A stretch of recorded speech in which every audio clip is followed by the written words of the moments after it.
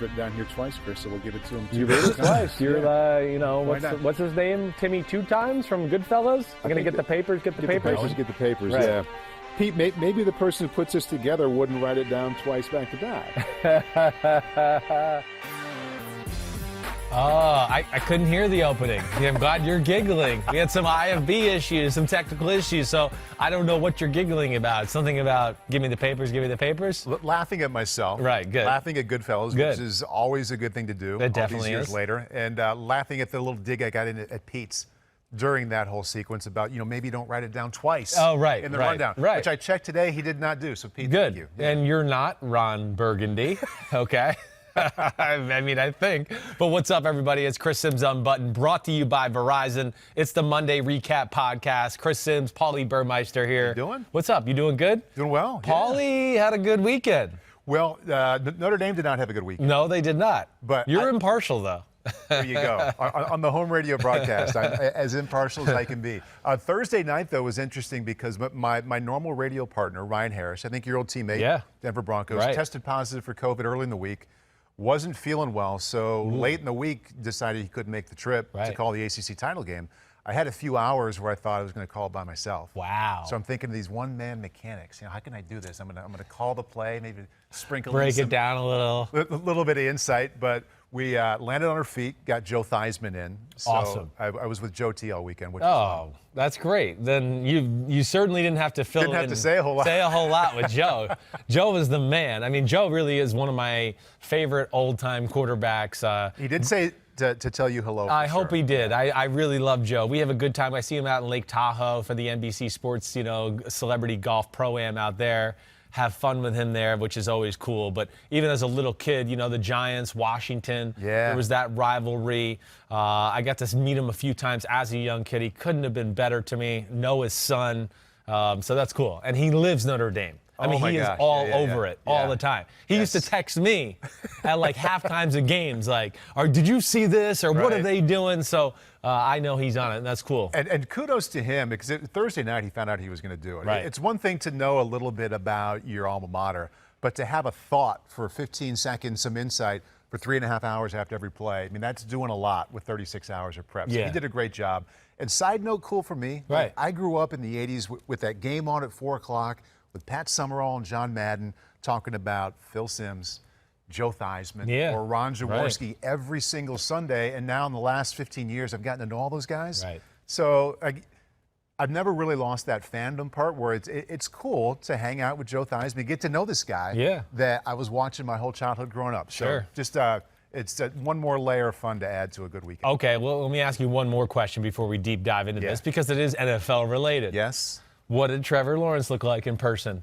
He looked awesome. Yeah. He looked awesome. And I was telling you a little bit before, what I really like about watching him, it's not this catch and release, bubble screen, inflated yards. NFL type throws. NFL type of reads and throws, intermediate. He's throwing 20, 25 yards down the field with touch, driving the ball. So for Notre Dame fans, it wasn't a fun watch, but for quarterback junkie evaluation stuff, he looks to be the real deal, making NFL kind of reads and throws. Yeah, no doubt about it. I think he is. I mean, to me, he reminds me a lot of really Justin Herbert. I mean, I think it's the same player. Listen, I think if you put Justin Herbert in Clemson, you'd see a lot of the same results Clemson has had with Trevor Lawrence or anything. I'm not trying to take away anything from Trevor Lawrence. I'm just trying to say, hey, Trevor Lawrence is really good, and I think he's like Justin Herbert, who I think everybody after this last weekend will go, fine. I think finally everybody's arrived with two guys this weekend, Herbert and Josh Allen. I feel like everybody finally was like, okay, they're good. I give up trying to be a hater on it anymore.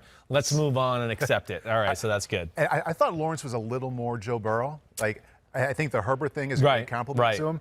Herbert throws it a little bit easier and more natural. Yes, I would agree. I thought it was more of a Burrow. I know where to go with it. He does have that nice moves and just always makes a play, always accurate. I mean, And hopefully for the NFL and maybe the Jaguars, now that they're number one, hopefully he plays like Burrow next year. Yeah, no, and we'll see where it goes. But I don't see a lot of downside for him. I think he's going to be awesome. Right.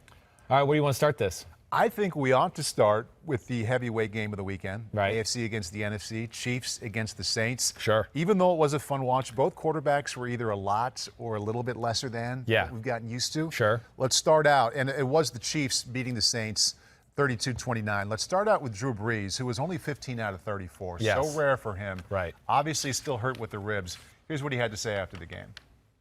I still have a little ways to go. I'll be honest. I think there's some things that I'm still kind of working on, but it is what it is. Are you 100%? No. Man, not even close. What'd you think watching that? Well, no, he was not. He was not even close. There's no doubt. I mean, listen, I don't know how he felt, as far as just physically what he felt like. I doubt he's 100% there. And again, I don't care who you are. When you've missed 6-7 weeks of football and you get thrown in against one of the best teams in football, or the best team in football, and a defense that can be aggressive and do some cool schematic things on that side of the ball, it's hard to feel comfortable in that type of, setting where you're in. Even for a great like Drew Brees. The game, just like we talk about, like the young rookie quarterback where it speeds up. Yeah. Hey, I know there's NFL legends who have been hurt and then they come back and the game is fast. It takes them a little while to settle in. So I don't know how he felt physically, but it didn't look like he was 100% physically. For sure. Definitely. With the way he moved, the way he protected himself, I thought, with a few people around in the pocket. And then, of course, just the way he threw the football was all underwhelming. There's no doubt about that. And, I just think, hey, what are you going to do if you're Sean Payton? I had this conversation with Tony Dungy last night. Like, what do you do? Because, Taysom Hill was playing pretty good football. Yeah. He was not the reason they lost to the Philadelphia Eagles. But when Drew Brees tells you, hey, I want to play this week and I think I'm capable of playing, what are you supposed to do? And Tony Dungy said it right. He just goes, you listen to your ace. Yeah, you got to listen to your ace and go down swinging with him. But now you probably have to lean on that relationship too. About 15 years they've been together. At some point in the last 24 hours, don't you have the conversation with Sean leaning it, being like, okay, I get it. That didn't go the way you thought it was going to. We're playing for keeps now. Like, should I play you again? Is this what we can expect? Well, I don't think they can turn back now. I don't. I think it'll be a little peculiar to look like, okay, now it's, hey, we played them against the Chiefs, and now 5 days later we're playing the Vikings, and we're going to pull them out. Giants did it. The Giants did do it. You're right. I think it's going to cause more problems than it's worth, probably. Mm-hmm. And I don't think Drew Brees is going to one that's going to be like, of course not. Oh, I'm only 90%. Okay, coach, I'll listen to you. I'll sit out this game. Didn't look 90%, although he looked a lot better at the end of the game. Yeah, sure. Well, but all in all, I still think they're going to go forward with Drew Brees here, unless he's totally unhealthy, unless he gets up this morning and goes, oh man, I don't know if I can throw, I don't know if I can torque my upper body. Those are the things they're going to have to figure out in the next day or two. Mm-hmm. But I would imagine no matter what, if Drew Brees does play, he's going to look better than what he did the other day. He's just going to feel more comfortable. It's another week of practice. He got the jitters of, getting real game action out of the way again, and he'll be a different guy either way. But the fact of the matter was, didn't play well, and not only the throws. To me, one of the shocking things is the decision making. For a guy the ultimate decision maker. Yeah. He had some moments in the game where you were like, am I watching a rookie? Which one stood out the most to you? Well, really probably the first throw of the game. The first throw of the game, the little play action on the left sideline there, it's cover two. They're running a little concept like in the West Coast terminology, you'd call it Y sail. So it's a little play action fake. The outside guy's running the clear go or the clear post, and then the inside tight end's running a corner route. So they try to clear it out. At no point was that open. The corner was back there. The safety was over there. One of the middle of the field droppers was there, and he just came out throwing it. But there was a number of throws like that through the game where I just went, he made a decision before the snap that I'm going here no matter what. And, of course, it almost backfired. It backfired one time. The interception? The interception, definitely. Yeah. The double clutching of the football, and then the actual throw of the football. That ball hung in the air longer than Tom Brady's 50-yard touchdown did in the game yesterday. Which we'll talk about. We will talk about. So that was, of course, like alarming just to see Brees in that state, because you don't see that very often. I'm thinking of alarming, and Pete wrote down this very good note here. 44% for Brees, lowest in a game since all the way back in 2006. I went back and looked, how often is this guy under 60%? One time in 4 seasons under 60%. I was going to say. How rare this is. Yeah, it's rare. But Same old thing here, okay? And we've talked about this before. Obviously, Drew Brees was not at his best, so I don't want to be too, harsh and critical here. There was also no Michael Thomas, which is a difference in this football game, and especially for Drew Brees, who likes to work the middle of the field in that 5 to 10 yard range where Michael Thomas is unstoppable. So that fits Drew Brees' game, will make him better if he is on the field the next time if they play each other in the Super Bowl. But what we saw, too, what I got to give a lot of credit to, is the Kansas City defense. That's one of the big things we got to talk about. Spagnuolo, again, ability to game plan, take away, like a Belichick a little bit, the thing you do best, and then force you into a corner a little bit. And what is it that they do best without Michael Thomas? Well, it's still throw it to the back out of the backfield, and a lot of the times with Drew Brees, who's ever in the slot, just you got to be aware of that guy. Whether it's Emmanuel Sanders or sometimes Jared Cook, I would bet the numbers bear out that they play that guy a lot, man or zone coverage. Drew's good at that, and the offense is very good at getting those type of people in those positions open. So in a lot of big down and distances, it was double the slot, double the back out of the backfield. Sometimes it was Murray, sometimes it was Kamara on third down, but that was the big thing. And overall in the game, I would say the theme for Kansas City that I would take away without getting too Xy and Oey here is they weren't going to let the run game beat them. Not that they were like everybody was at the line of scrimmage, but things were condensed. Like Sorensen and Matthew, when they were in base defense, where they were playing safety, but they were like 8-9 yards deep, right? They weren't like, you might see them against a big arm, high passing attack where they're 25 yards deep when they're playing cover 2. No, they were like 9, 12 yards deep. They were ready to protect the middle of the field and not let him throw there. And then they were ready to react fast in the run game, too, to be extra bodies there. But once again, what we see, too, with the Chiefs' defense, when you tell them they got to stop something, man, do they rise to the occasion. It might not be one of the best defenses in football, but he's one of the best big-time defensive coordinators in football, and then they got some dudes on the team that just rise to the occasion. I mean, the front, that Saints front is legit, and they held their own in the run game. And, of course, we're a pain in the butt, pressuring the passer, too. But I just thought overall, Kansas City's defense was the most impressive thing I saw in the game. And that's something you've kind of pointed to throughout the season, that obviously they're led by the offense. That's where the stars are, the money, the most production. But this defense, it wasn't just yesterday. It's been pretty good or really good for a while. It does. Well, and it has, what I always go back to is big game, it's got a big game propensity to just show up and be its best at those moments. I always go because people this week on a few radio things, will they be able to stop the Saints? And I just went, man, you got to watch this Chiefs team. They're one of those teams. We didn't think they could stop Derrick Henry running the ball in the AFC Championship game. They stopped him. We didn't think they could stop Shanahan and the 49ers offense in the Super Bowl. They slowed him down. They're very good that way, and that is because they're game plan specific. They got guys like Chris Jones and Frank Clark and Honey Badger who make plays at big times during the football game, and then they got a coach who's willing to think outside the box and take things away. And with the lack of speed at receiver with New Orleans, the take away the middle of the field, double the back out of the backfield, double Emmanuel Sanders or Jared Cook if they were in the slot.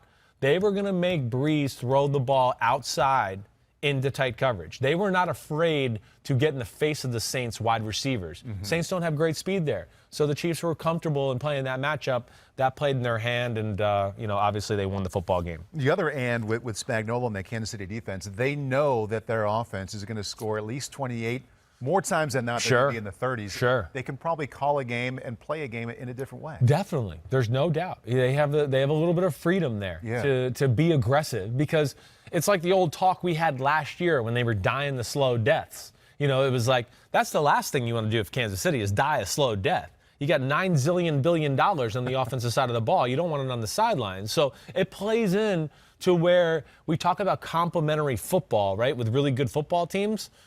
Kansas City's might not be like the old traditional way of like defense and run the ball, but they have their way, which is pressure on offense, pressure on defense, and we're going to make plays, and you're going to buckle under all this pressure, and that works very nicely for their football team. Let's flip it over and talk about the offense. Yeah. And we're used to them hitting 30 or more. They hit 32. We're used to them winning. But Mahomes at only 5.4 yards per attempt, lowest of his career. You take it one step further here for you, Chris, too. Under 10 yards per completion.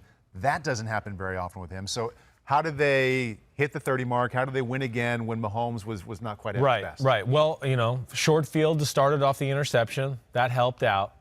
And I didn't watch this side of the film. Okay. So just to be totally transparent here, I'll give you a little more info on this side of the film either, because I tried to watch everything. Saints defense is good, as we know. Yep. It's arguably the best in football. It's certainly up there. And for a defense, again, like Spagnuolo, Dennis Allen and Sean Payton, the way they coach the Saints defense, they're an outside-the-box, game plan-specific type team as well. And I think I saw a lot of two-safety looks, right? That's why they ran the ball so well, and that's why they were patient with it.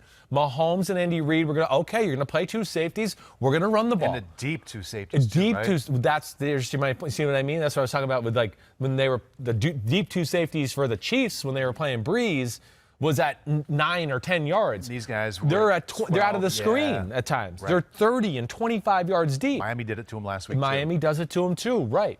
And so Kansas City showed great patience. There's no doubt about that.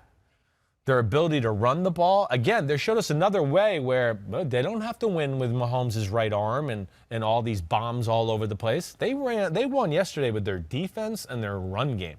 And then, yes, Mahomes made a handful of plays. But I think it's encouraging in a lot of ways. What I am scared about, okay? And this is why the Saints played this way with the two deep safeties, because they said, our front four is going to kick the shit out of the Chiefs' offensive line. We're going to get to Mahomes every play he drops back to pass. And I would say, I don't know, you tell me. And Pete, and I know he's in your ear, not in my ear today. I don't remember seeing Mahomes under pressure or get hit like that, like he did yesterday at any time in his career to this moment. I don't either. Yeah. So now looking ahead with the kind of teams that the Chiefs are going to compare themselves to as they try to repeat what they did last year, are there other teams that are out there on the horizon that can do that, that can play that kind of cover two, a deep cover two, and just rush the four and get to them like that? Yes, there is. There definitely is. Now New Orleans, it's the best run-stopping power defensive line in football. And I think that's why they were content with going with the two deep safeties. They just went, you're not a great running team. Our front four is really good. And this has been an issue for Kansas City. I know I said this last week during the podcast. I guess it was the day Ahmed was here. But Pete would tell you where I watched the Miami game and I went, man, he's under pressure a lot. It's just he avoids it so much and then has a highlight reel throw off of it that we just wipe it out of our brain and go, that was awesome. Yeah. But you don't realize that, damn, really, the 4 of the last 5 times he's dropped back, he had to make somebody miss and do something. It changed the game yesterday. I don't think, obviously he was uncomfortable. I don't think they could call plays aggressively down the field. That's why that spray chart was a little shorter. And he was 0 for 6 on throws 20 or yards more. I believe it, because every time I felt like he made one of those throws too, he was getting crushed as he was throwing it. Right. So there was that. And this is the other thing. I mean, have you ever seen more sprint outs in one game from a team? Did it quite a bit. I mean, he must have sprinted right and left on design sprint outs at least 12 times in the game. And that is because Andy Reid knows his offensive line can't block anybody. That's really become an issue. And, to your question, because I've avoided it here for the last few minutes, I mean, Pittsburgh's the only front four in the AFC that is like that. That can do what New Orleans did. But I don't think Pittsburgh's as good at covering man-to-man as New Orleans is. New Orleans is sneaky good. When you get Lattimore and Janoris Jenkins and some of the rest of that group there, they can cover you man-to-man. So that's as stiff a test as they'll face until if they face the Saints again in the Super Bowl. I mean, yes, I think so. I think, another team that I would look at, I think there's more teams in the NFC that match up with the Chiefs than there is the AFC, oddly enough. That's the way I look at it. That is kind of odd because you look at the AFC lineup and all the teams kind of right beneath Kansas City's number 1 seed, and you're like, whoa, there's a lot of good squads there. I just look at it I know we didn't mean to go here, but we're going to go here anyways. Green Bay got a pretty good pass rush, and they got pretty good corners. I mean, Jair Alexander is in the top 5 corners in football combo. Kevin King's awesome. And then, of course, we know Rodgers and them, they should be able to make plays and throw the ball in Kansas City, too. Right. So I look at them as being one of the better matchups for Kansas City as far as a team that can beat them. Seattle the same way. I look at Seattle the same way. You know, again, they might be able to pressure. They're going to let up some big plays, too. I get have said that a month ago. I wouldn't have said that a month ago. Yeah. But that's changed the way they've played. And the other team in the NFC, the Rams and Tampa, I think actually match up well against Kansas City, too. Are you just going through the NFC, or are you thinking about the AFC, too, and just these teams in the NFC are better at matching up against Kansas City? I haven't heard Buffalo, I haven't heard Cleveland. Buffalo is close, too. Buffalo, I think, when I look at it, really, I know people might think I'm crazy. I think Buffalo might match up better with Kansas City than anybody. The way their defense is playing right now. Yeah. And I think, you know, the way Josh Allen and that offense is playing right now, you know, hey, it's not hard to say Buffalo's the second best team in the AFC. About Tennessee. They're right there with them. Mm-hmm. Yes, you know, it's a close one between those football teams. But Buffalo and Tennessee, they do have offensive firepower. I don't know. You've got me everywhere now. I know. Either way, Kansas City's the king of the hill. Yep. We know that. They're the number one seed. But, you know, they're not perfect. They're not. Okay. And there are some teams that match up well with them. Pete hasn't said this yet, but I've driven this down. I rambled there. I ended up there. There's more teams than I think that match up with them better than I'm giving it credit for, maybe. On this, Pete has race for number one seed kind of version here. Yeah. As we're going to hit a bunch of different games. I'm going to get it back to the next game.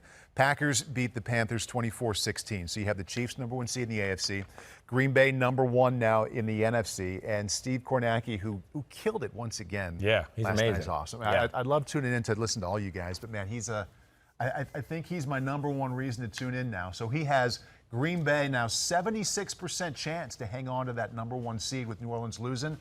They're down to an 8% chance with that one loss now of getting that top seed. I mean, because the Packers have to lose two, so that's why they're down, right. Because they have the tiebreaker with the Saints, right? So that's the big issue there for them as a football. But the Packers are not out of the woods by any stretch of the imagination. What did you think of Green Bay this weekend? Well, Green Bay, it was 24-16 win over Carolina. Underwhelming. Yeah. Underwhelming game. You know, run game, offense looked efficient the first half. Second half, it's like, you know, they took the foot off the gas pedal, didn't really try to do anything aggressive. You know, couldn't get the run game going really in the second half either. You know, really, it was they dodged a bullet, in my opinion. They did. I mean, if Teddy Bridgewater doesn't fumble the ball on the goal line quarterback sneak, I just wonder how that game is going to go. So there's two ways Right. at this point of the season. I think you have to tie everything into how you feel about them long term, Sure. especially at the number one seed. You either say, going to have to win some games like this. Definitely. Find a way to win. No doubt. Don't worry about it. Right. Or you're like, wait a second. They didn't look like the number one seed for a lot of that game. I'm concerned. No, well, they're going to have moments like that because I don't know if there's any one part of their team that's truly dominant. Like, I don't sit here and just go... Besides Rodgers, right. I don't know if there's anything else, though. I don't go like, oh, one of the best O-lines in football, or oh, one of the best D-lines in football. You know, there's no really group. I like their corners like we talked about, but okay, that's not a group. We're not talking the whole secondary. So... I think you're going to have, little moments like that with Green Bay, you know, and Carolina waited them out. They just basically said, we're going to play coverage, and we don't think you'll be patient enough and run the football well enough consistently to hurt us. And they really were kind of right, you know, in a lot of ways, but they kind of just messed it up down the stretch. But I think here, the other thing, too, that I want to hit on, that I liked what Green Bay did, I really like that Aaron Rodgers ran the ball that much. And to me, it showed me that he doesn't care about the MVP. Mm-hmm. He wasn't worried about his stats. Yeah. He kept going, you're going to play two deep safeties, I'm going to run the ball. I'm not going to just throw the ball because right now my stats don't look that cool. Mm-hmm. You know, I don't know if you got that from Aaron Rodgers 4 or 5 years ago. Mm-hmm. That's where I thought that was like a very encouraging sign of the football game in general. But, yes, not a dominant effort by their football team. But it's Saturday night, maybe asleep at the wheel a little with Carolina coming into town and not that motivated. Rodgers called it one of those disappointing wins. Yeah. Good problem to have. Yeah, right. It just was lackluster. It really was. All right, PointsBet. Let's check out this graphic here. Most regular season receiving yards provided by our PointsBet at Sportsbook friends here. And we're thinking about this because of Devontae Adams. He's far down on the list. But look at all these names chasing the receiving title. You have Hopkins on top. Kelsey's 6 yards behind. Diggs is right there. Tyreek Hill has a shot. Metcalf has a shot. Who do you like? Oof, man, that is some list. I mean, they're studs. Well, you know, the one guy that I think, I mean, Kelsey and Diggs are hard for me not to like those two guys. You know, their offenses just know how to feed them the ball at all times. Plus, they're both like, as awesome as Tyreek Hill is, there's no disrespect to him, I feel like Kelsey is more of when Mahomes is in trouble, he looks for Kelsey. Nobody's open or I'm scrambling, he goes to Kelsey. And I feel like Josh Allen has that with Stefon Diggs. So let alone, hey, the offense, you know, has got a formula to use each guy specifically in a lot of ways. The quarterback likes throwing to those guys in a lot of ways, too, to where I favor them. But I think the big thing is I probably favor Kelsey down the stretch here just because Buffalo's got to play New England and then Miami, who are, of course, really awesome in the secondary, really good defenses as far as pass defense is concerned. Right. And I would have a hard time thinking Diggs goes off on them. Really?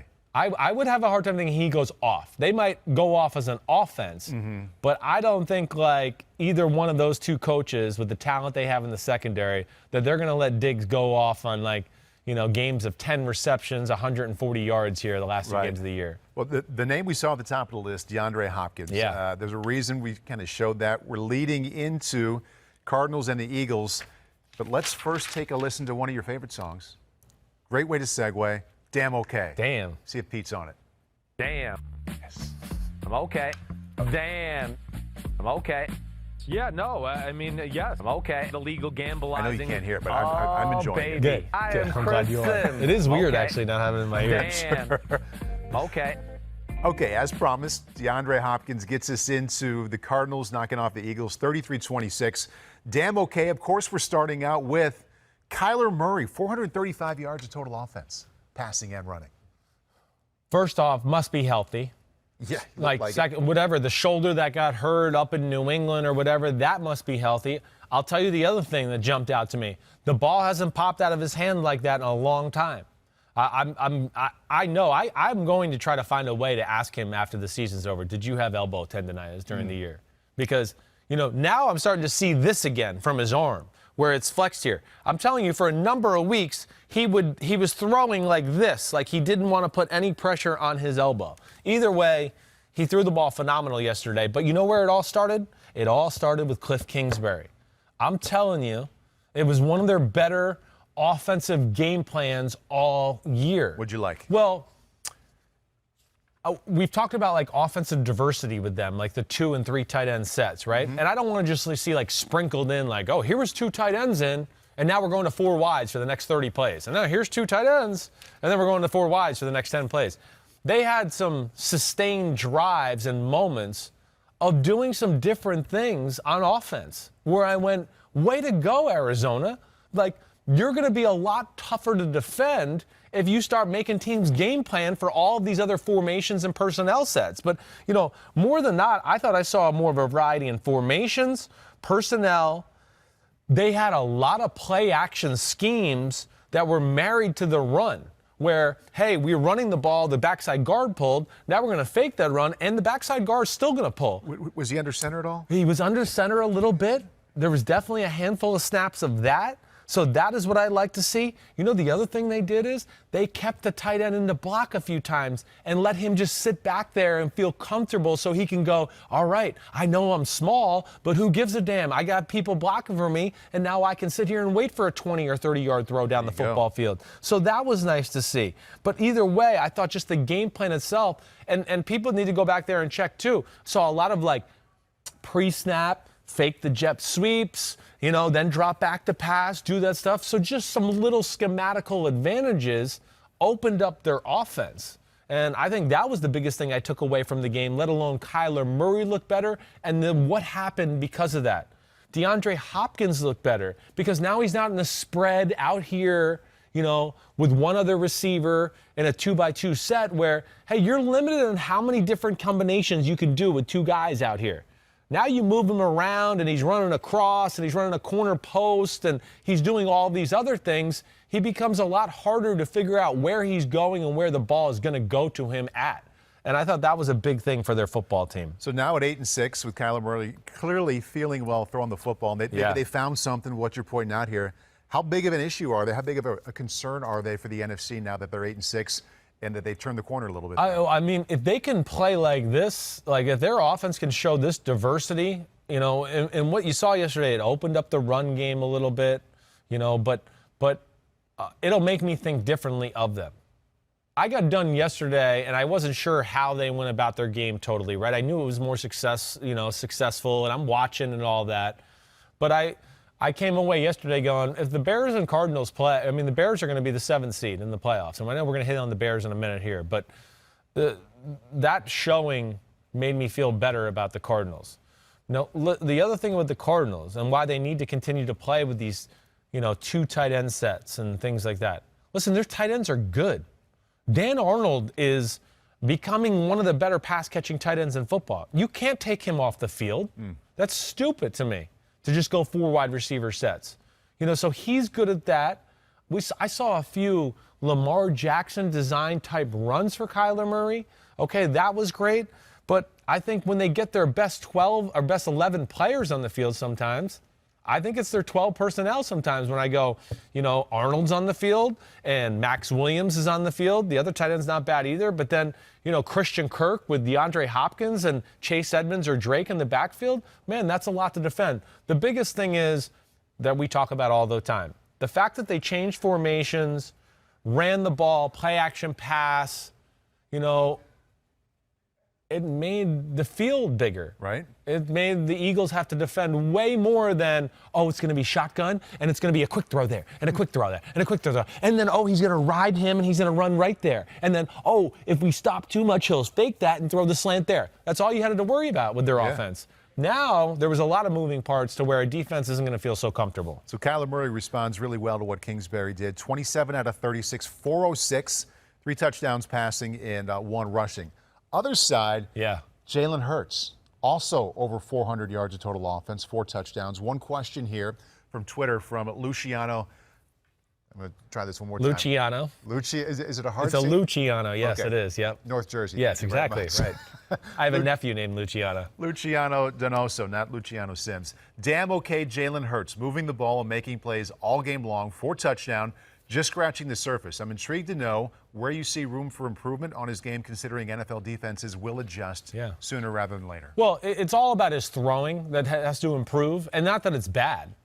It's not that it's bad, but it's just where that's got to improve just to where we get to that game where, okay, a team can contain him from running and matches up well with them to where, oh, man, some of our stuff's not working today. Now can you pick us apart throwing the football? You know, but the throwing has still been very good. You know, that's the big thing. And, you know, the one thing where I'll say, like, self-scout thyself, where maybe, you know, I'll say, like, Jalen Hurts has been better than what I expected. That's for sure. You know, I think the big thing you got to take into account with some of these guys like Jalen Hurts, all right, not some of these, because there's not a lot of guys like Jalen Hurts, but when you can run the way you can run like he can, you don't have to be as high level a thrower as maybe I'd like you to be as far as a first-round quarterback. You know, because the defense simplifies because they're worried about your run and your running ability. And now, oh, it's one-on-one. Hey, I'm going to throw a go route or a back shoulder or a slant. And you don't have to always be like Aaron Rodgers or Patrick Mahomes to throw those type of throws. But the big thing is just the same as last week. Like, there's no negative plays. You know, he doesn't take bad sacks or throw stupid interceptions. And he keeps them in always manageable situations, let alone he makes some plays with his legs and his arm every game. The offense around him looks like it has a lot more life, a lot more belief as well. And his arm strength isn't any different than you thought. I mean, no, not really. Best. Is it and I like how you point out the defenses have to play him in a way that there's some openings there that there wouldn't be if he didn't run so well. But they're open because of him. Exactly. So that's where we got to give him credit. He's created, absolutely. Right. He's created that. Credit goes to him. Right. So if the arm is still, I mean, it's not great, like I mentioned.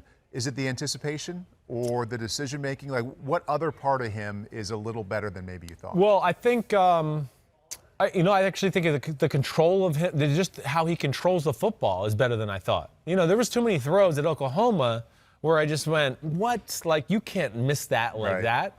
Or people would be wide open and he just didn't want to throw it because he didn't trust it, and he just went, I feel better about running. Let me run, right? So that's what, but like controlling the football it's been spot on. Accuracy. Very accurate. Yeah. I mean, he's really put the ball wherever he's wanted to put it. Now it's going to be about speeding it up, the nuances of accuracy, right? Like, okay, yeah, you know, you're going to be able to hit it low and away when you need to and do all those. But either way, that's been really good. And just getting the ball out of his hand quicker is going to be a thing for him too. You know, it's just a little bit of a long, deliberate motion, but he can improve that. And he's showing that he's a natural thrower and a natural quarterback and a natural leader. And, you know, he's done this. The Eagles, Doug Peterson, you know, they deserve a little of the praise and blame. They get the praise, Jalen Hurts are doing some good things, but they get the blame, I want to say, a little bit for the Carson Wentz thing because, you know, the Carson Wentz, like to what you said, there's no identity when he's the quarterback. It's just like, oh, he's talented. We're just going to let him in the shotgun and he can throw wherever he wants every play. All right, well, that's a crappy way to run your offense or your team. Right. Now they have a little bit of an identity, and it's over. Yeah. It's over. Like, Carson Wentz needs to get out of Philadelphia. It's done. I don't know any other way to say it. Yeah, I mean, it's a no-win situation for him. Right. It's over, and Philadelphia could be partly to blame here. Yeah. Yeah, because you drafted a quarterback in the second round from school that has like you know, a true following. Oklahoma, Alabama. These people, they're clamoring for their guys to always be there. Yeah. This is the normal fan. All they know is they've seen Jalen Hurts at Alabama and Oklahoma, and he won, so they want him in. I haven't really paid attention to the details. I don't know how he throws the ball, but when he was there, he won, so he should be the quarterback of our team. Yeah. Carson Wentz needs to force his way out of Philadelphia. So that was the beginning of the end last spring then. I mean, drafting this kind of player in the second round. Pretty much. I mean, yeah, I mean, it was unnecessary pressure to put on a guy who already had unnecessary pressure on him. He did. I mean, so you gave him more pressure. Yeah. All right. Then did nothing to help him and the football team for him to succeed. And now we are. And if I'm Carson Wentz, you would want to leave. Oh, I'm out. Yeah. The fans have given up on me. The organization, I don't, you know, what they intended to do with Jalen Hurts or not, whether they want him to be a weapon or whatever, either way, you got him and you've caused an issue. Right. So if I'm Carson Wentz, I just go, you got him. You drafted him in the second round, you got him, trade me. I'm out of here. I think about Carson Wentz. I would think about this feeling, and I did have this feeling, even before the whole Jalen Hurts thing happened, because to be the guy, you're supposed to be the man, and watch somebody else come in and lead your team to a Super Bowl, like that has to weigh so heavy on you. Like it happened to your dad, he got hurt, but your dad already had an MVP Super Bowl performance under his belt. Right. So as difficult as that was, it's a little bit different. It is different. You're right. So I mean, like the moment they won that Super Bowl, that there might have been part of Carson Wentz. It was like, maybe it'd be good to leave anyway. Yeah. I mean, you have to live with that for the rest of your career. There's no doubt. I've had some people on radio ask me last week, well, Aaron Rodgers wasn't affected by Jordan Love. And I went, well, come on. It's Aaron Rodgers. First off, people don't even say the Green Bay Packers are coming to town. They go, Aaron Rodgers and the Green Bay Packers are coming to town. Right. So, I mean, he's already legends. Yeah. He knows he's set in stone in Green Bay, let alone he got to watch a quarterback who nobody knows is a lightning rod and is very raw. So after about the third day of practice, he was like, I'm the starter here for a while. This guy's not going to be ready. Right. They drafted a folk hero from Oklahoma and Alabama, the Philadelphia Eagles. So this is what you get when your quarterback falters. At least he's playing well. At least he's giving them promise. It's awesome for him. I'm really excited for him. But for Carson Wentz, to me, the move now is get out of town. Get out of town. And the other thing is make it be known, lessen your trade value. And also what I want to say to that, too, is just like, I mean, how really great is his trade value going to be anyways? I really wonder that. What do you think? Well, just because the way he played, the aura around him in that situation. If I start the bidding at a third rounder. I mean, it might be something like that. It might be. I don't think it's going to be anything crazy high because they're going to be like, well, teams are going to be like, well, you have your starting quarterback. You're not playing Carson Wentz. Right. Oh, you want to pay him $30 million to sit on the bench? Oh, okay. Oh, they're going to be stuck in a corner now. So because of that lack of leverage, would a third be too high? Lack of leverage, and then also teams are going to look at it and go, wait, Carson Wentz played like crap I don't right? want to. He's not worth a third round, so it might be a team that really knows him and wants him, like maybe a Frank Reich or something like that. That would give that away. I keep seeing Philadelphia on the list of the Carson Wentz. Maybe he ends up here. Phillip Rivers is playing really well. Oh, you mean the Colts? Yeah, Colts. I mean, I just think people wonder if it's going to be Phillip Rivers one and done type of thing there with the Colts. I'm sorry. I keep seeing Indy on the list. I'm like, Phillip Rivers is... I just think the connection of Frank Reich being there when they drafted Carson Wentz, Phillip Rivers probably in the last year or two, right, to where they think that could be a possibility. I get the connecting of the dots there. But I know you're right. You don't want to push Phillip Rivers out the door yet. Man, oh, man. Yeah. Okay. But the bottom line, awesome for Jalen Hurts and awesome for Kliff Kingsbury and Kyler Murray because that excited me. You know, it was 19-14. Let me just run you through these two plays. It was 12 personnel, and he's in the shotgun, and he ran a fake speed sweep to DeAndre Hopkins and hit Arnold on a deep corner route. Then the next play, they had 3 receivers to the right. The back was to the right. And it was actually 2 tight ends, a receiver to the right, 1 receiver to the left. He fakes the toss to the back, and they run 3 verticals up the field. He hits Arnold down the middle for a grip. But that's all I'm saying. Just a few looks and schemes and personnel sets, and all of a sudden, the defense can't hunker in and go, I know what they're going to do here. I know what they like to do in this set. I like to know in this personnel. And now you're going, I don't know what the hell they're going to do. And I hope we can tackle this freaky quarterback in the meantime, too. So that was cool to see. Those are some very worthy damn okays. We have a couple more to get to. Let's go to the Bears win over the Vikings, 33-27. Bears are now 7-7. Bears in a row. David Montgomery, 32 carries, $146. Killing it. It just shows you when your coach then goes, wait, what is my team good at? Instead of, hey, team, do what I want to do. I know you guys might not fit, but I want to do this. You know, it's working for everybody. You know, I heard Matt Nagy, he talked about, hey, the offensive line, they've solidified that. There's no doubt that's been better, but I still think it's the attitude of the football team. David Montgomery is getting to play a true down the hill behind the quarterback, you know, type of running now. It's not in the shotgun where we talked about where it's a step or, you know, sideways first. He gets to come downhill. He's got great quickness and shiftiness for a big guy, and he's got great vision. So he's perfect for running downhill in a zone scheme and, oh, wait, is the cutback lane there? Or should I just go forward and try to make a guy miss here? He's awesome with that. It's the biggest transformation of all offense I've seen in football at this point of the year, you know, and 3 weeks in a row. It's been really good. I know. But they've changed the way they play. So this got out of this shotgun 11 personnel bull crap to now they're another team where I go, your best starting 11 is when Cole Kmet, Jimmy Graham, Mooney, and Allen Robinson are on the field, and then Montgomery at tailback. That's their best unit. So why would you not do that more? And it's the best for Trubisky to play this way. Paul, they had the run numbers are good, but where it's amazing in the NFL right now, the run numbers are good because they just came out in the game and ran boots and play actions to start. And they just said, you're going to defend this so much that we're going to open up the run with it. Yeah. It was really backwards how they did it, but that's what they did. And Trubisky is phenomenal playing that style of football. And that style kind of is a supplement to the ground game. Montgomery, 32 carries, Trubisky, 21 attempts. I mean, that is perfect. If you're Matt Nagy on Saturday night and you get handed that, you'd be like, yes, I'll sign up for that formula every Sunday forever. That's the way it is. And Trubisky's responding too. I mean, the last couple games, over 70%. What I really like, he's over 12 yards per completion. Making plays and making aggressive throws. Usually making completions, he's not getting that much out of them. But the last month, you can't say that. No, you cannot at all. And I think that's because they're underneath the center, the play actions, the boots, all of that are all marrying together. And he's coming out and, okay, right, I got some room and some separation and pass protection. And he's not a surgical, let me go through the reads of the offense, 1 to 2 to 3 to 4. He's not Drew Brees or anything like that. But if you just go, hey, look at 1 and look at 2, he's pretty damn good and he's aggressive to where he doesn't want a whole lot of room to throw it in there.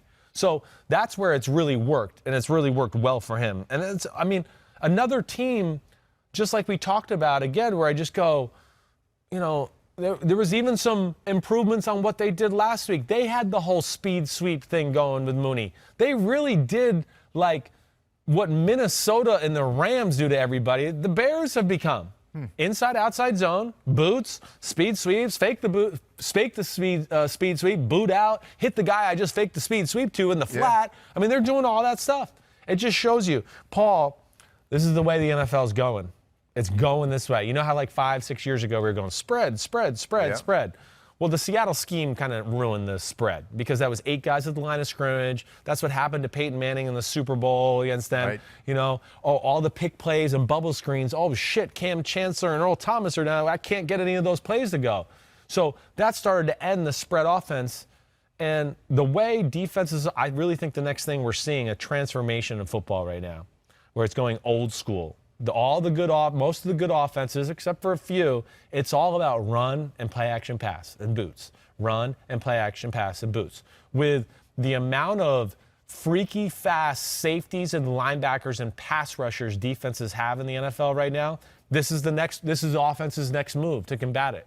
And I think you're going to continue to see this because you're seeing you don't even have to be a good run team and play action boots. Right. Open. Still works. I know. It's still open. I know. And I think that's going to be the next phase here to where offenses are going to do that, and then defenses are going to have to go, all right, we got to get big up front again and start doing that so then we don't have to put as many people into the run-stopping basket, and we can stop boots and play actions. It's just a funny little note I thought of. And people would always say, well, you can't run play action, or you're not running the ball well, so the linebackers aren't going to bite. Bull crap. Right? Bull crap. If you have a quarterback who can keep it himself, who comes out and shows run, they're going to respect it if you're the worst team in the league running or the best. You're going to respect it totally until you get in the moment, you're going to think, oh, run. Right. Yeah. Until you get a D-line that you just go is so dominant that they can start telling linebackers, hey, slow play. Yeah. Slow play the run. You got to make sure you actually see the running back running with the ball before you go there. Because we're going to, that's what you had some 80s and 90s great defenses back in the day. That's what they would tell their linebackers when they played a really good run team. It'd just be interesting to see if the league goes that way. So thinking of the Bears now, 7-7, 2 wins in a row. We have this question from Yard of War. I like how the Bears offense is coming along. Definitely. Could they surprise some teams if they get to the playoffs? I think they could. I do. They've changed my thought of them. Right now, let's just say if they got in at the number 7 seed, they'd have to play New Orleans as it sits right now. I don't like their chances to beat New Orleans, but with that defense and Trubisky and them being efficient on that side of the ball, you make one mistake playing the Bears and you could be sitting there going, oh, no, we're in a game here and it's going to come down to the end. I don't love them. No, I think if I look here at total, and still, if you put them in the playoffs right now, I think, okay, the only team I would say they're better than is Washington. Other than that, I'm not going to take them over Tampa, the Rams, Seattle, New Orleans, or Green Bay. I think that's a good reality check on all the praise for the Bears. Yeah. People are thinking, oh, maybe postseason. And okay. Yeah, let's not go crazy yet. Yeah, exactly. Yep. Pete, I think we also want to show this full screen of the stars in the run game there. Montgomery and Dalvin Cook and the results. Pete says stand by. Yeah, but to that point, there we go. Big time production there because Cook was 24 for 132. Big time. Yeah. This game became a shootout. You're sitting there going, fun one to watch. This is going to be Bears and Vikings, NFC North defensive showdown. And all of a sudden we got to the second quarter and you're like, whoa. Both teams are going up and down the field on each other. Cook is phenomenal. He really is. Vikings slipped. Yeah, but they're one of those teams too, just like the Bears. It's play actions, boots. It's the same type of formula. But good for the Bears. Trubisky and company, playing really well. It wasn't a shootout last night? Giants, Browns. Cleveland wins 20-6. Expected they would win. Baker Mayfield just puts together good performance after good performance. This is a real pattern the last month and a half. He's on fire. It's another guy I think is just, comfortable with how the game's being played. And not only comfortable within the offense and hey, I know what I'm supposed to do, but when you're a quarterback with a new coach, you're learning a new plays and an offense and all that. You're also learning a second, intuitive language by what your coach is calling in certain situations and why. And that I think too helps out. I heard Arians and Brady talking about this yesterday a little bit. And I think it holds true with Cleveland, too. Because, I had these with John Gruden. Hey, if it's 2nd and 6 and I call this play, I'm thinking I'm going to get them in this defense and we're going to take a shot downfield. Now listen, you got to save me. If the shot's not there, then I just want you to go to the back in the flat or throw it away and we'll play another down. But it's like that. There's the learning of, coach is calling this play. Okay, I like this play. But knowing the why. Yeah. Exactly right. Knowing the why, and within that, now you know why or when to take a chance or what to do, and you start to feel comfortable because you go, man, I had this conversation with coach just this week, and he told me what he was thinking when this play call. So now you can go out and just play. Yeah. And I think that's, a little bit of just a nuanced comfort level, and you're just seeing with, again, they're running the ball, they're making life simple on him to where it's not a lot of reading of the field, but now he's gotten so comfortable with the play actions and the boots. Like last night, we start to see, whoa, they got in shotgun. He's just feeling comfortable now. Now he can hit everybody. Right. And he's playing really awesome football. Remind me of the conversation that we had with Ian Book, the Notre Dame quarterback, earlier this season. Right. All kinds of experience, 3-year starter. We asked him way early in the season, what's your number one goal this year? And he surprised me. He said, I want to hear the play call from offensive coordinator Tommy Rees, and as soon as I hear it, I want to know exactly why he called it. I want that thought with every play. And he said they achieved that late in the season, but it's not just an NFL thing, it's a college thing, that when you get that play caller quarterback, cliche same page thing really going on every play, and they have that now in Cleveland. Yeah. That is gold. It is gold. With him throwing the ball like that, the tight ends and receivers they have, the combination of Stefanski and then Chad O'Shea, who's got some New England pass schemes he can add into it. They're a legit offense. Yes. And again, it's another offense where we go, one of the better offenses of football, it's all about run, play action, boots. Multiple tight ends. It's multiple tight ends. You start to really look at it and you just take away like the Chiefs and maybe the Bills and the Cardinals, everybody else is running the run the ball, boots, and play action. Yeah. Tennessee Titans are the number 2 offense in football. We know what they do. I think they might be, for points, they might be 1. They're tied, I think, at top. They're both at 31.1, them and the Chiefs. So I got it right here in front of me. Don't question me. But I was enhancing. But then the Titans, the Packers, the Vikings. Yeah. The Rams. The Browns. These are all teams that are in the top 10 in offenses who run the ball, play action, boots. Yep. That's what they want to do. But that was awesome last night. And I will say I'm mad that the Giants didn't kick the 2 field goals early on. I'm a traditional guy. Kick the field goals. This was going to be a defensive battle. At no point did I think this was going to be a 37-35 shootout. Right. I would like to have seen the 2 field goals and, just gain the early lead and confidence and go from there. But either way, good job by the Browns. Staying offensively here with the damn okay, got to give a shout out to Salvon Ahmed. The Dolphins beat the Patriots 22-12. They outrushed them 250-117, which would always be good. But this was a team that had the worst yards per attempt in the NFL before yesterday. It's like, I know. I picked Miami to win in a close football game, not because I thought they were going to run the football or do that, though. I really was going, their defense will probably score a touchdown, and they'll win some ugly 13-10, 16-13 type football game. Sounds right, yeah. But I give them credit for one because they did something that they're not necessarily great at, but they looked at it and said, wait, this team we're playing is great at stopping passes and boots and one-on-one balls that we've seen Tua do. And they had their top 5 pass catchers out. And they had them out. Yep. So, wait, they're not a great run-stopping team.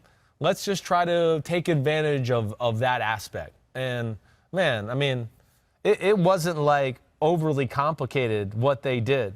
It was inside-outside zone. It was like weak side run with the strong side guard pulling, and then the strong side tight end pulling as well. So coming off the weak side, the big run you saw by Matt Breida in the 4th quarter, there was a big run by Ahmed at the start of the 3rd quarter. Those were double pullers going to the weak side where they got the Patriots on the edge. And the Patriots had more trouble setting the edge this year than they have in the 20 years of Bill Belichick's career in New England. But, the Dolphins play defense, run the football.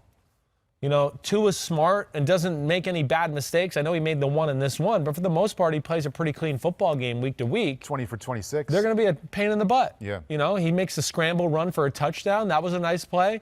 Hey, the interception that Tua threw in the end zone. Listen, the guy was open originally if he went there from number 1. He looked down the middle, got some pressure, moved up the pocket, and then went there late, and it was man-to-man coverage. You can't go late into the flat. You know that. Right. They teach you that in high school. And that was really the only bad play he had of the day. But, yeah, the run game, Flores, the attitude he's given the Dolphins is pretty awesome. One more point about Salvon Ahmed. I heard this from Mike Florio last night on FNIA. Said his grandmother's sick in the hospital, promised he'd get her 100 yards and give her the game ball. So pretty cool he came through on that. Yeah, that's amazing. I mean, talk about getting your chance and running with it. He's gotten a chance through injuries there in Miami, and he is kicking butt. I mean, he's really been really good. But, you know, I give the Dolphins a lot of credit just for what they did. I mean, even on their first touchdown drive to go up 7-6, they threw the ball one time. It was a 9-play, 72-yard drive. He threw a curl to the left to Max Hollins. Other than that, Flores said, run it. Keep running it. They can't stop us. Let's do it. And there's nothing wrong with that, and that was cool to see. Miami 9-5, Patriots out of the playoffs. One more damn okay. Yeah. We go to Baltimore, and you're focusing on the defense. Okay. Well, yeah, Baltimore. I mean, hey, the revenge for Yannick Ngakoue, that was amazing. Okay. 2 sacks against his old team. Yeah. I mean, you know, that was cool. A lot of that came when the game was out of hand. The thing I take away from the game anymore, like, hey, it's awesome that Yannick has got revenge on his old team, made some, you know, big plays. He's been one of the best defensive players on that Ravens defense the last few weeks. He's one of the few guys that pops on the defensive line. But I'll tell you, I'm happy to see what I saw in Baltimore's offense too. You know, that to me was exciting. The way Lamar threw the football and Hollywood Brown, you know, he's the big topic. At least they're putting him in positions to get the ball now. You know, it's 3 or 4 weeks in a row where at least now they're putting him in the slot. I feel like they're making the number 1 read on a lot of the plays instead of way before where I feel like they were just, hey, you're here and maybe you get the ball and maybe you're the first read or not. They've made it a focal point. And that, I think, has helped jumpstart their passing game just a little bit here, and that looked pretty good yesterday. I'm going to say this one time. I'm not going to say it twice this time. Okay. I'm not going to Ron Burgundy it. I'm not going to give you fodder for some kind of Goodfellas open here. All right, Pete, time to take it up to 100, presented by Head and Shoulders. One time. Stefon Diggs, Cole Beasley. Not a bad combination. Diggs, 11 catches, $147. Beasley, 8 for 112. Woo! I mean, and what's awesome about them, you know, one, they both can do a lot of the slot, over the middle, like awesome route running stuff, okay? And that's where Beasley mostly lives. Diggs is a special animal, and I say that with all due respect, as in like a special animal, because he's you know, just can do it any way he wants. Double moves, straight speed, 50-50 balls. I mean, Stefon Diggs, one of those guys where if you saw him in person, you'd go, wait, he's not real big. Is this really one of the best receivers in football? But plays big, unreal route runner, unreal speed. The offense suits them, of course. You know, and Cole Beasley's got his little Julian Edelman niche in that offense, and it's the perfect combination. It really is. And then, you know, the guy throwing him the football, Josh Allen, pretty good. he's pretty damn good. Like, it's hey, listen, 2020 football, Josh Allen has entered the stratosphere of Mahomes and Aaron Rodgers. I know he isn't in totality in their level. Where'd you have him in your midseason top? I made him 5. Was he 5? I made him, 4 or 5. Yeah, I made him 5 because I made Russell Wilson 3. Who was 4? I made Kyler 4. He had just had the Hail Murray game. That's right. So I went, you know, were riding the emotion he of won, the Hail I'll give Murray. him that. Yeah. Murray hadn't hit the lull that he hit the last few weeks then. So I went, I'm going to go with Murray. But, yeah, I mean, since then, I think you'd have to say. Your Murray pick looks pretty good after yesterday. Well, yeah, it helped me out a little bit. It did. Well, but that just shows you how much can change in a 5 or 6 week span. That's true. You know, it's the damn NFL. It's not easy. But Allen and the Bills, watch out for them. Right. I mean, it's official. The way they're playing on that side of the ball, with Diggs and Beasley being the main targets, man, short passing game, Beasley. You know, intermediate to deep stuff, whoa, there's Diggs. Can you stop that? Their defense playing better. They got a quarterback who can carry the team if they need be, or make a play in a must make a play situation. And I'll remind everybody of this.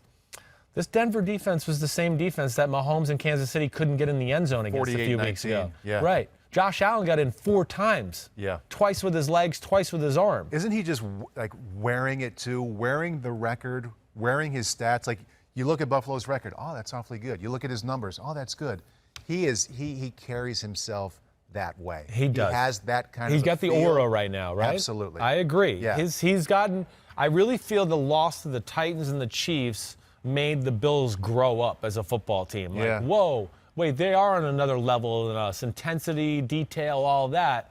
And I think he's grown up from that experience to know where he's got to get to be in an AFC championship game or anything like that. But I think, like to your point, he's playing with a confidence to where you can see it in him, where you just go, it's a big play. You almost feel like Mahomes now, where you go, he's going to make it. Somehow, some way, he's going to make the play. And thinking about that, got to be honest. So I'm calling the Notre Dame game on Saturday, and this game has happened at the same time. Right. Denver and Buffalo's going on. Right.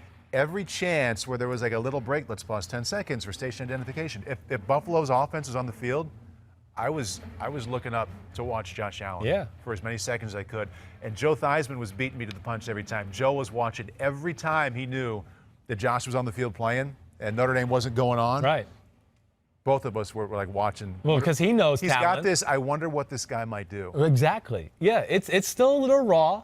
And like I said, it's not Mahomes or Rodgers yet. No, but it's damn getting close to it. It's to where good. we're going, whoa, I need to watch. Like that's it. And listen, I put out a little tweet during the game the other night, like that I think Josh Allen has entered their stratosphere. Yeah. You know, and I got a lot of positive feedback. I had a few people who were like way too hard, like shut the f. And I went like, dude, we're talking football. Calm down. I literally sent that tweet out.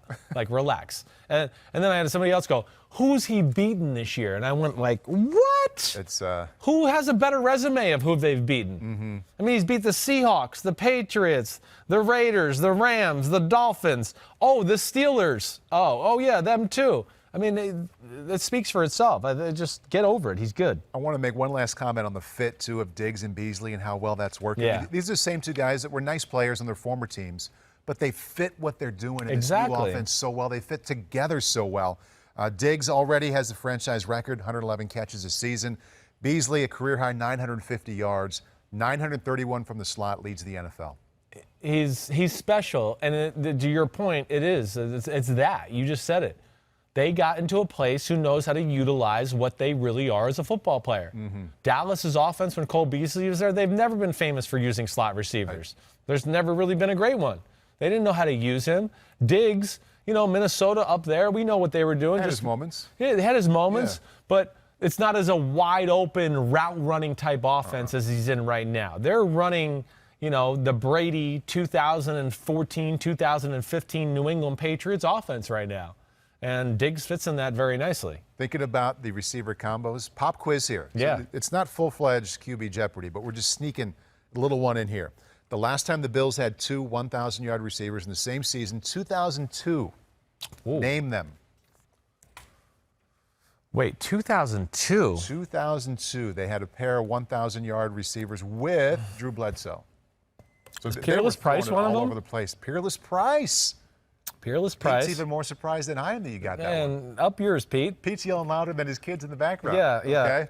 Pete, okay, I was being recruited by Tennessee when Peerless Price was at Tennessee, so of course I know who he is. Peerless Price. He caught passes from Peyton Manning and T. Martin. Right. Yeah. All right. And then the other one. Really good, solid pro. Had a bunch of good years. Is this the kid from Wisconsin? It's not Lee Evans. No, okay, it's not Lee Evans. Lee Evans. It's not. Is Eric Mole? No, it's not Eric Moulds. Is Eric Moulds? I didn't say it wasn't Eric Moulds. It's Eric Moulds. It's Eric Moulds. It is Eric Moulds. Where'd he go? Way to go. Yeah, two for two. Told you, historian. Yeah, I know. Historian. Yeah. So he was how much older? Eric Moulds was how much older than Chris? Yeah. 3 years before you. Or 3 years before Peerless? Okay. He had a lot of good years. He did. He had a lot of good years. He was like kind of one of the start of like those guys that came in the NFL at receiver where you're like, he's like big, physical, like almost like a bruising between the tackles running back. Did he go to Houston at the end of his career? I remember doing a story. I know. I can't think of where Moulds went either. Yeah, I can't remember how it all went down. Yeah. Southern Miss in college. But this is definitely, the best tandem they've had up there in a long time. There's no doubt about that. That was a good session for Buffalo receivers here and now. And once again, I'm going to say it one time, Pete, you ready? That was Take It Up to 100. What up? Presented by Head & Shoulders, available at Walmart. Woo, It is woo. time. It's that time on Monday to self-scout thyself. Where are we going? Where's Pete trying to embarrass me today? We are going to the NFC South. Falcons, when holding a lead against Tom Brady, not so good. They were up 17-0 at halftime. Yeah. They're up 24-7 halfway through the third. Right. Buccaneers come back and win 31-27. I know you spent a lot of time watching this morning on Brady's comeback there, second half. Yeah. I watched it as well. What'd you think? Well, first off, I think that my first thing more than anything would be like Tom Brady throwing the football was amazing. Second half. I mean, was amazing. The ball coming out of his hand, laser beams, perfect spirals. I mean, 50-yard throws that are 8 feet off the ground. What was up with that, you think? I mean, why do you do that? Well, do you mean the one like Antonio Brown? That one? The eventual game-winning touchdown Right. pass to Antonio Brown, Right. where it was, he had man, he just ran by him. But instead of, throwing it high and lofting he it. drove it, He which drove is so it. hard for a quarterback to put it in the right spot 50 yards downfield. And you know what else he did on that play? You know what else happened on that play? They kept the tight end in the block. Yeah, oh, Yeah, wow. right. All right, so here's just the brief overview because I want to answer that. Yeah. Early in the game, hey, listen, the Falcons were doing some cool stuff on defense. Pressure was getting to Brady. They weren't blocking well up front. I think that the Buccaneers early on had too many passes where it was a little too long developing down the field. That allowed the pressure and the blitz to get to Brady a few times. Second half, there was the big difference to me was they came out and it was keep a tight end in the block, which they did a little in the first half. I don't want to take away from that. They had one good drive in the first half that got thrown off by like some penalties and a sack. But they came out 6- and 7-man pass pros. They did their play-action pass stuff, and the first few of them, as compared to the first half, they were quicker hitting ones, where it's, hey, play action, come up, boom, hit it. In the first half, it was play action, wait, I'm going to wait, and then he was getting hit or nobody was, not enough time to make it happen. You know what else he was doing? Right. Those passes were over the middle. They were between the hashes. In the first half, they weren't really They were not. They tried to work some of the corner routes and things like that. Exactly right. So I think they got to that where they're sending some pressure up the middle and a 5-man rush and all that. Let's do the play action. Let's get guys over the middle. Let's get the ball out of Brady's hands quickly. Then in the drop back pass game, I feel like that's the other thing they did. Just when it was a drop back pass, they just said, we're going to get it out quick. And then slowly but surely, just like we see in a lot of games, the pass rush starts to lose its intensity a little bit and all those type of things. But the big thing to me, whether it's the big Mike Evans throw on the first drive that got them down to the 1-yard line, that was max protect. Gronk stayed in. Antonio Brown ran an out and up on the left sideline. They ran a go and on the right, and Mike Evans ran the bender on the inside of the slot. And Brady threw a freaking laser. I'm telling you, that's as good as I've seen Brady throw it.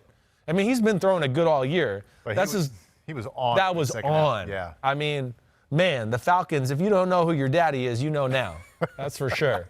Because it really was. It was amazing. And I'm just amazing with what he can do at this age. But I think that was the big takeaway from first half to second half. Yes. Was play action, 6 and 7 pass pros. Play actions was quicker concepts. And then some of the drop back stuff when they had to, they got the ball out of their hands quickly too. And then he made a few plays too. It was 24-7. He made that little scramble play to the right and threw the ball down to Mike Evans. See, right? Come on. Yeah. Come on. This guy's 43 and doing that. That's just amazing. And then now let's get to your bomb to Antonio Brown. Yeah. Right? Because it was similar to the Mike Evans play that we just talked about down the middle. Okay. Right? But now it's tight end in, Gronk blocking. And they had the two receivers to his left now. Correct. Right? And the receiver on the outside came in short motion, which told Brady, I think he got really excited. He knew he got it's some man. coverage. Right, exactly right. And Antonio Brown had a safety on. So, right. Then they kind of like, the guy comes in motion. He ran the inside bender. Yes. And now Antonio gets to run just the clear out go. Yeah. And I don't know if Brady saw it, you're going to blow your ear out there. Can you hear that over there? I did. I heard that. Your ear might be blown out. But playing hurt. I don't know if Brady, so he's got the pass protection. I don't know if he kind of looked somewhere else first and then saw it late. I think he saw with the motion that he had the coverage. Yeah. Right. You think he looked somewhere else first? I thought maybe he kind of had looked down the middle to his rightish a little. Maybe he was just looking a safety off. I don't know. But either way, I think he got back and he was like, whoa, he's farther downfield than I thought. And I think he saw, like, I can't throw it up in the air. It's going to be out of the end zone. So he had to kind of drive the football. And he threw like a 50-yard ball. That is so difficult to do. I mean, not only to throw it that far on the line, but to drop it in there. I know. You have zero room for error. No, that's why you throw deep balls high, right? Because it gives you a lot of room for error. Yeah. And again, I don't know. Listen, here, you look at the play just real quick as we sit here, right? So for everybody who can't see us, just hanging out here. But there you go. We're watching underneath the center. Okay. Tight end to the left. There he is. He's staying in. 6 man. So I don't. You're right. He looks like he's just token looking off the safety to the right. And then comes back, and I think he's just a little surprised at how far he's down the field. And I think he just went like, oh, man, I got to get this out there in a hurry. So he just went, he gave it and got it down there. Threw the go route like you would throw a 20-yard seam to the tight end. That's what he did. And I want to tie this into to one of the deep balls we saw him throw last week. Right. He didn't have to, I mean, his numbers weren't great last week, but when they beat the Vikings, he had that really long post route, the up and over Scotty the top. Miller one. That was perfect. Right. We've always talked about Brady, even at this age, being such a good deep ball thrower. His range of how he delivered those deep balls in the last 2 weeks, the classic post route last week, and then this non-traditional drive downfield, I think 2 really good examples of how gifted he is at the deep ball and getting it there in different ways. All-time gifted arm. I know I'm Tom Brady, the Tom Brady hater of the world, right? But it's an all-time gifted arm. Yeah. It's all-time. I mean, it is a special, special arm. It's all me and my dad talked about through the mid-2000s. Brady throwing the ball. Yeah, I know Brett Favre was awesome and all that stuff too, but man, Brady could arguably throw the ball almost as hard as Brett Favre in his prime. It just doesn't look the same with the and he doesn't have the Patrick Mahomes flair to it. He does it a little more of a smoother, efficient way, and TV doesn't do justice to how great his arm is. Right. It's great. And, just the last thing with them is it just shows you, again, if you just make him feel comfortable, just make him feel comfortable. I don't know, whatever that is, to make him feel like he's not going to get hit and he has time to throw it. He can throw it as good and dice up anybody as good as anybody in football right now. Right. It's all about protecting him. That the thing right now with teams is they're blitzing Brady, and especially if they're in the shotgun. They are coming after him because I think that there's one flaw in his game is, of course, he's old. He can't move the same way, and he doesn't want to be hit, which is understandable. Nobody does, especially not when you're 43. But when they do 6-man pass pro, the play action gets going, man, he throws as good as anybody in the game. Oh, Buccaneers, that bye week changed them. I mean, they weren't playing very well. They've won 2 games in a row now. They're 9-5, looking good for the postseason. Okay, self-scout thyself. This is unfortunate for Lions cornerback Alex Myers. Titans beat the Lions 46-25, but that highlight of the low light where Derrick Henry just threw him, I mean, wrong place, wrong time. Yeah, I mean, I don't know. I mean, good luck. I don't know. What are you going to do? Any of us can go out there and try to do that. We'd look worse than that, I can tell you that. Yeah, what are you going to do? What are you going to do? Yeah, you're trying to chase a guy that's one of the freakiest guys in football. You're worried he's going to outrun you to the edge because even though he's big and powerful, he's faster than you. Yeah. So now you're running him down like a madman because you're trying to chase him down. And Henry sized him up. Like and he right. He knew he had it. Yeah. He was like, oh, I got this guy working way too hard trying to tackle me. He kind of slowed down. He slowed down and gathered his body. Dunk. He did, right? He was like he was gathering up his right jab. Like, all right, hold on, just stay still. Ugh. And just smashed him. It wasn't as good as the Josh Norman one, but still damn good. Hey, Derrick Henry, 2,000 yards. He's 321 away. I know. And he's got games left. He's got the Packers run defense this week, which is nothing special. Yeah. And then last week of the year is, I can't remember who it is. Who does Tennessee It's have? not a good defense. I'll pull it up right now because I got it for you. It's the Houston Texans. It's on the screen right there. Pete's like, read the screen, man. Oh, duh. At Houston, they allow 150 rushing yards per game. Wow. Yes. I wonder if he's contractually incentivized, like 2,000 yards. I think he is. I think he got something Right? with his last deal. That there was something about that. Hope but, so. I mean, he's just a special football player, and they're a special offense.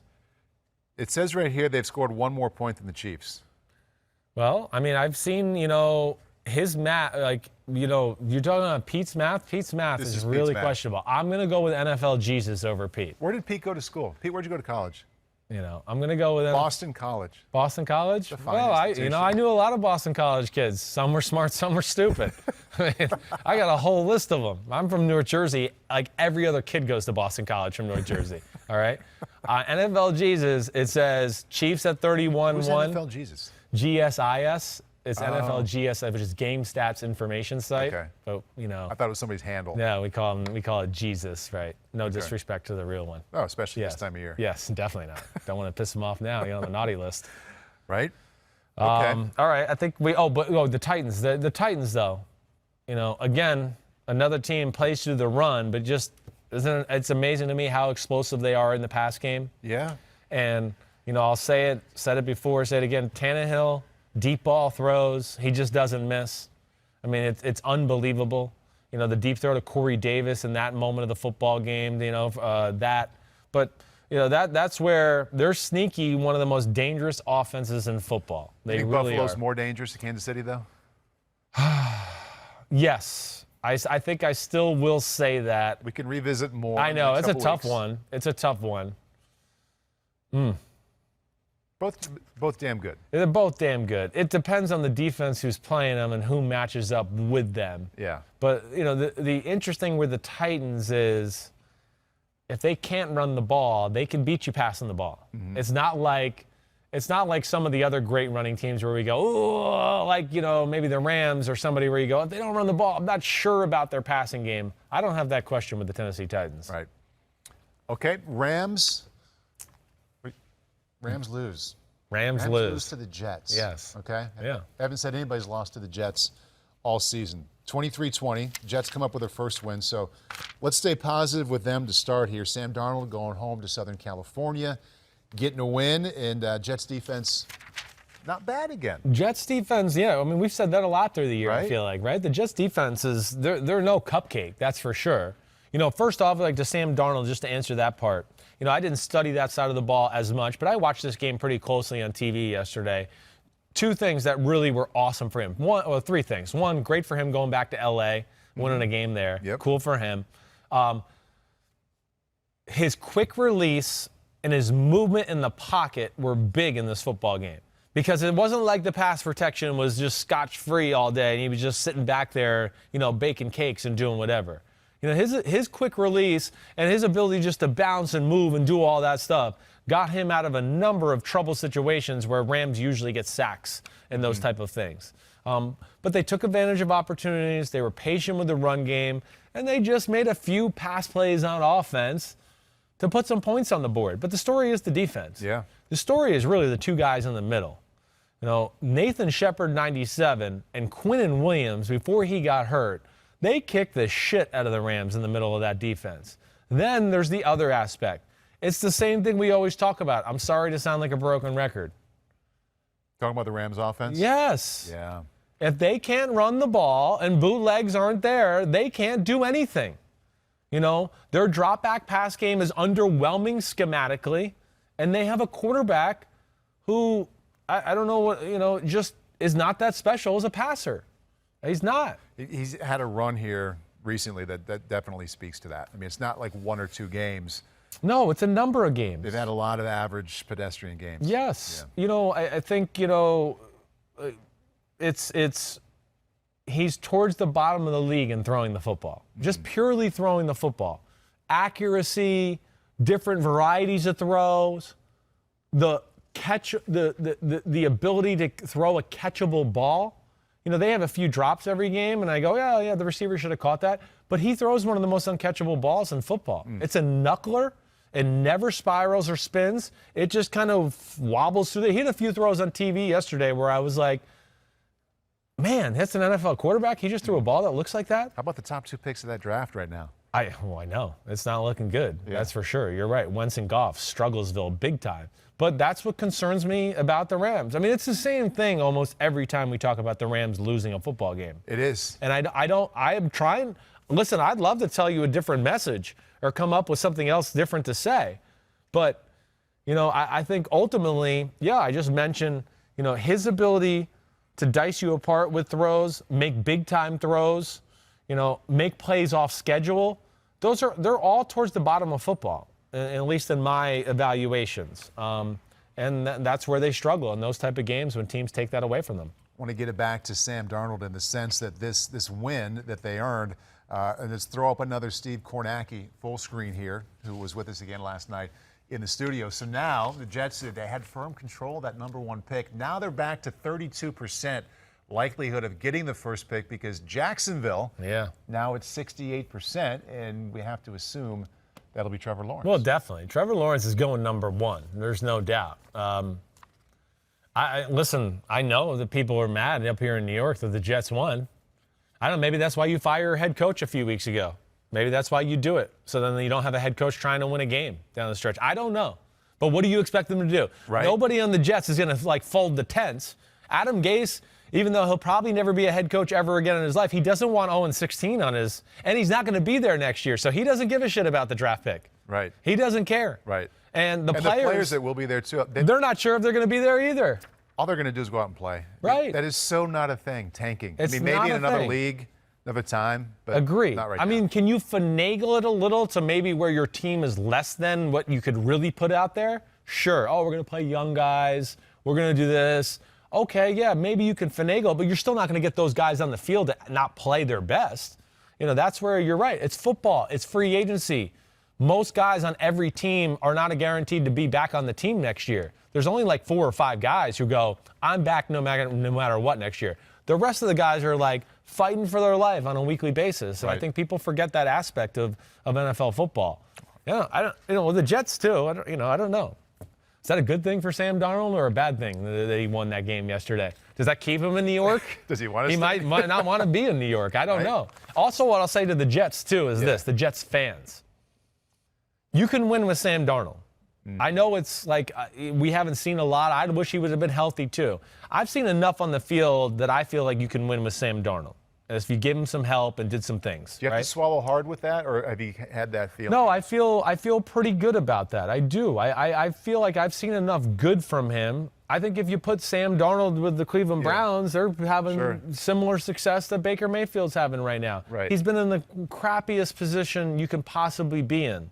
And the other thing I was going to say is, with the team in their own division, the Dolphins, you got to be careful about letting fan bases run the organization. I sometimes this year have thought about the Dolphins and went, what if they didn't let the fans run Ryan Tannehill out of town? Right. And they actually said, wait, we believe in him. We the fans who know nothing, maybe we shouldn't listen to them. And then what could you have used that pick that you picked Tua with this year? Right. You could have got another, maybe 2 big-time players traded down. Who knows? And thinking about Tua, this draft isn't like last year where after Joe Burrow goes off, they're like, oh, Herbert and Tua are there. Right. After Trevor Lawrence, is there another one that you think No, is I mean, awesome? I think it's not to that class. No. Last year, I knew with Burrow that Herbert was right nipping at his heels. This year, I like the Ohio State kid. And again, I haven't studied him, but I'm not sold on him like last year, halfway through the year, I was like, oh, Herbert and Burrow are the 2 guys. I felt confident in that. I don't feel necessarily confident with just saying that right away with Fields yet. Right. Okay. Well, a lot more of that coming. Yeah, there's a lot more. In the next 3 or 4 months. Definitely. Seahawks defense also make the list. They beat the Washington football team 20-15. What a turnaround. I mean, I don't know how many weeks ago, 6, 7, 8 weeks ago, we're begging the Seahawks defense just to be average. Yeah. They've been beyond that recently. Way beyond that. They've improved their standing as a football team in my eyes as far as where they can go. You really take it away after that, Rams loss, which they didn't play bad in that football game. It's been good defense ever since. Mm-hmm. So really you almost look at the Buffalo Bills game where Josh Allen and them tore them up. It's been good ever since. Right. It really has. So that's exciting. The offensive side of the ball, little underwhelming, but that Washington defense, as we know, is real. No sack? No sack, right? Ran the ball with some success. I still like to see them do more in the pass game. They need to find more cheap ways to get DK Metcalf the ball. And 20-15 is disheartening because they were so close to really controlling the football game. I mean, Russell Wilson's interception That was a big moment. Right. It was 20-9, and they were moving the ball. They were right on the cusp of field goal range. He probably could have ran for 7 or 8 yards, and he tried to kind of throw a ball by, I think it was Jonathan Bostic, out in the flat, tried to throw it behind him, and he got his hand on it. It got tipped in the air, an interception, and that made it an incredibly tight football game from there on out. Pete and I have a little addition here to this as well. All the Washington fans who ripped you for ranking Haskins number 39 in the top 40. Right.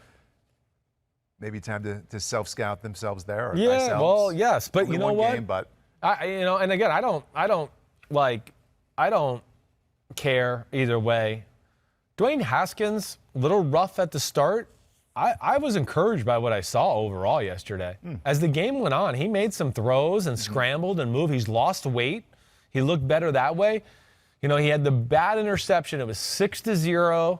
It was late in the second quarter, and he ran to his right, and he tried to fit a ball downfield, down the middle of the field, and that got knocked in the air, intercepted. And that led to Russell Wilson breaking a big run and then scoring a touchdown right before half to go up 13-0. Or made it, then 13-3 at halftime. But that was a big moment in the football game. Haskins almost did it the right way. You just got to learn. You just got to play a little bit more. You give him a passing grade for yesterday. I give him a passing grade. He hasn't played a lot of football. He's still raw, and he was just sitting on the bench for a long, long time, and he got thrusted in there against the Seattle Seahawks. Not easy. This week, rein it in, big guy. Play it ultra conservative because they, as you can see, they can almost win every game with their defense. Moving on to Give Me the Headlines, Boom. presented by Hyundai. Again, read only one time if you're keeping track at home. Man, you're on fire today. Cowboys beat the Niners 41-33. I miss the 90s. Those are some games, right? Those are some good old days. You wanted the Elvis 49ers Grbac and to be Cowboys. I wanted Troy Aikman and Steve Young. I didn't want Andy Dalton and Nick Mullins. I'm sitting there yesterday, and the opening of the game, they're going, this is the first time the 49ers and Cowboys have been on CBS since 1993 NFC Championship game. It's always a Fox game. Right. Yeah. And I just thought, oh, that's funny. And then if you're sitting there, I go, well, this ain't the 1993 NFC Championship game. I'll tell you that. Those were some games back then. that was just games. It was the Super Bowl, really. That was the Super Bowl. Forget the Super Bowl. We knew the NFC was going to win at that point. But, yeah, I mean, what else? You know what I want to say about this game. I mean, yes, it was great to see the Cowboys do what they do. All right? And Tony Pollard, you see, he's got some legit talent running the football. He was nominated for Damn Okay here by, I want you to read that one here. Yeah. Damn okay for Tony Pollard. First career start and played a great game. Love the show. From Brazil. And that's from? Leo Sangiorgi. I didn't know if it was a hard G or not. I'm not sure either. Yeah. But either way, that was cool. Pollard's got talent. He does. I mean, he's a nice little 1-2 punch with Zeke there all the way. But the thing I'm frustrated with, because I'm a biased, I favor the 49ers because of Kyle Shanahan. Man, Nick Mullins drives me crazy. If the game's not competitive and they're up by 10 or down by 10, he's great. But as soon as the game gets competitive again, I can promise you he's going to make the biggest mistake possible. C.J. Beathard came in late, but Cowboys not out of it. Definitely not. Made some plays with their defense, set some short fields early on, and took advantage and held on to the lead. Colts beat the Texans 27-20. Hoosier daddy. Hoosier. Hoosier. Because it was in the Hoosier state, as in Indiana. I got it. Where the Colts are 16-3 against the Texans now. Pete gave me that stat actually. 16-3. 16-3. Colts at home versus the Texans. Wow. Yeah. So they're dominating that part of the little rivalry there. Fun game to watch. I mean, Colts are playing. I still have concerns a little here and there. I mean, there's things I like. They had double-digit wins, right? They have double-digit wins. It's hard to complain about that. Yeah. I think the thing that's been bothering me a little, their defense a little the last few weeks. They were so dominant in the first half of the year, and, lately you've been getting up a lot of plays. Deshaun Watson has certainly made a lot of plays on them the last few weeks. And, the thing I worry about with the Colts, a little bit like the Steelers, where as the game goes on, their front four gets tired and they can't cover on the back end. I don't know if they can play man-to-man, and that's what worries me about them. See, so what happened yesterday is Watson, after the initial just craziness of the defense, he starts to settle in, and okay, the defense starts to wear out just a little bit. And then there he can buy time and make plays or make one guy miss just to let somebody get open downfield, and he dices you up like that. Right. It's just where he's special. I mean, Deshaun Watson's awesome. Deshaun Watson is the perfect example to show you that's not all about the quarterback. He's doing everything he can to win the football games. He just can't do it all. Goodbye. It's goodbye time. Goodbye time. It's goodbye. Happy Look holidays. At you. Were you surprised? Did you just read that? Look at that. I'm looking down like it's goodbye in all caps. I'm Paul Burmeister. In all caps. All caps. There was no question mark at the end of it, so I did not include that. Before we go, Monday night, Pittsburgh, Cincinnati. What do you think? Drubbing. I mean, butt whooping. Right? Third string quarterback. Like Pittsburgh will probably play conservative on offense to where it won't be like a blowout that way, because they're going to realize, wait, we don't think the Bengals can move the ball on our defense. So I don't think you're going to see Big Ben take a whole lot of chances or do anything like that. I just think they're slowly just going to beat them into submission. That's where I really think it's going to watch the whole thing? Definitely. I have to. But, yeah, I think it's like a 27-6, 27-9 type of game. Ugly. I'd say, yeah, right. Kind of like last night's game. It could be like last night's game. Right, exactly. Are you done with your holiday gifting? Do you have everybody covered? I do. We do elves in our house. Elves where we like just draw a name and I just have to get a gift for one person. What? Yeah, so, for the whole family. I mean, my kids. Who'd you draw? I'm not. Well, my Aunt Wendy. She won't watch the podcast. My Aunt Wendy. What do you get, Aunt Wendy? Well, she puts things on this elf app about what she has on her Christmas wish list. And I'm afraid she's going to see this clip, and I don't want to tell you. But I got her a good gift. She watches. She loves her godson. Did you actually go shop, or did you go? No, offline. Online. Yeah, online. Right. Yeah. I mean, I got the wife to help me too. I can't lie. The wife, we got. Yeah, I got the wife. The wife takes care of a lot of stuff for me, as you could tell. Yeah. She does a lot of the heavy lifting for Christmas. Yeah. It's unfortunate, but. It's actually fortunate. It is fortunate. It's all right. You're right. Yeah. Yeah. Okay. She does it all. Well, happy holidays. Thank you. You too. Merry Christmas. Yeah. Merry Christmas. Happy holidays to everybody out there. Know what the happened podcast coming Wednesday this week, okay? Because it's a weird week with Christmas Eve and Christmas being Thursday, Friday. So on Wednesday, that is when Florio and I will do our, joint pick collaboration. We have been so bad with best bets and stuff lately. Both of you. Oh, it's horrible. Really? I am in Shitsville. You know who you should have on as a guest picker? Yeah. Aunt Wendy. She'd probably pick him just as well.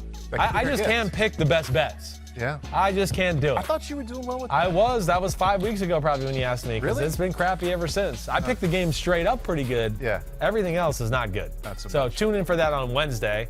Listen to the information. Don't go with my best bets. Save your money. All right? Peace out. Happy holidays to everybody out there. Be good. Enjoy the Monday Night Football game. We'll see you on Wednesday for Chris Simms Unbuttoned, presented by Verizon. A whole week.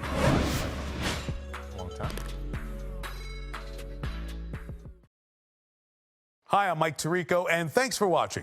Make sure to hit subscribe for the latest news and highlights from NBC Sports.